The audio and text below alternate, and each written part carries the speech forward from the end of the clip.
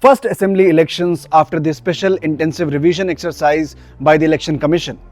First elections since Nitin Nabin era began in BJP. First elections since Saffron Camp suffered a huge blow in the state in 2024 Lok Sabha elections, and first such election which saw an unprecedented deployment of central armed forces. Anti-incumbency, governance, law and order, demography, infiltration, development and what not. In the first phase of assembly elections, Bengalis came out in large numbers to cast their votes on issues that matter to them the most. And what a day it's been so far. From poll violence to political blame game, Netas and their parties have been closely monitoring the situation. So let me take you through the top highlights from day one of polling in West Bengal.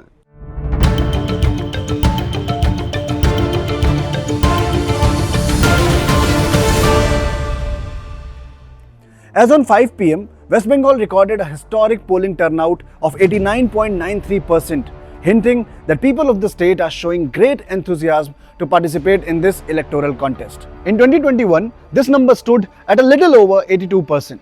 Both parties claim that the higher turnout reveals that wave is in their favor.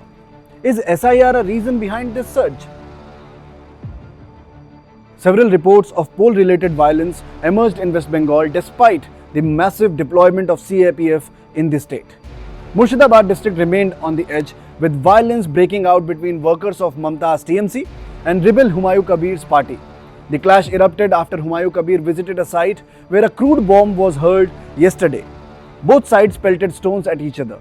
Central forces had to use mild force to disperse the crowd and bring the situation under control.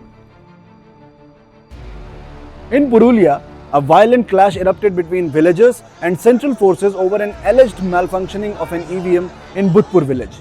Enraged villagers were seen aggressively attacking security personnel and their vehicles. BJP MLA Agnimitra Paul was attacked by stones as she went to Rahmat Nagar area in Asansol. While she escaped unhurt, the windscreen of her car was shattered in the attack.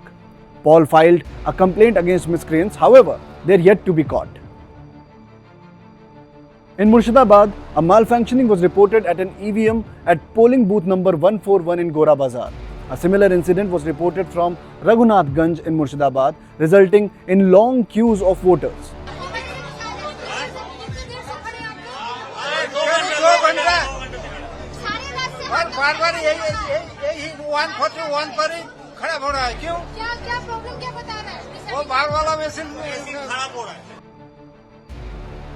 In Cooch Behar, TMC workers had allegedly blocked a road, possibly in an attempt to stop voters. However, the central forces were quick to intervene. The visuals from Cooch Behar showed security personnel dismantling the structures put up to block the road. Shocking visuals emerged from South Dinajpur's Kumarganj constituency, where BJP candidate Shubhendu Sarkar was chased and thrashed by TMC supporters.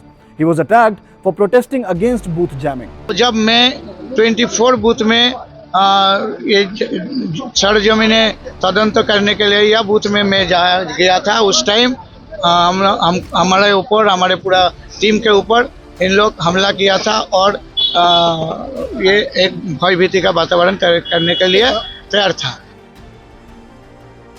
Miscreants targeted, pelted stones at CRPF jawans deployed in Birbhum's Dubrajpur assembly seat. A scuffle broke out between the security personnel and local residents, resulting in disruption of peaceful voting.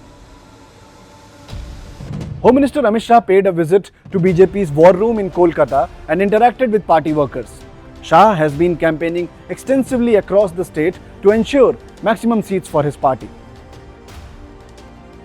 Amid a lot of scrutiny, questions and criticisms of the Election Commission over the way it conducted SIR and assembly polls in the state, Prime Minister Narendra Modi showered praises on the poll body. ये पहला ऐसा चुनाव है पिछले 50 साल में. पिछले 50 साल में ये पहला चुनाव ऐसा है जिसमें हिंसा कम से कम हुई है. मैं इलेक्शन कमीशन का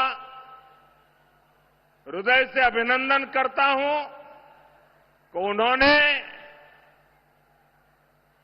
लोकतंत्र की फिर से एक बार बंगाल की धरती पर प्रतिष्ठा की है शांतिपूर्ण मतदान करवाने में इलेक्शन कमीशन की ये सफलता, ये बहुत बड़ी सिद्धि है।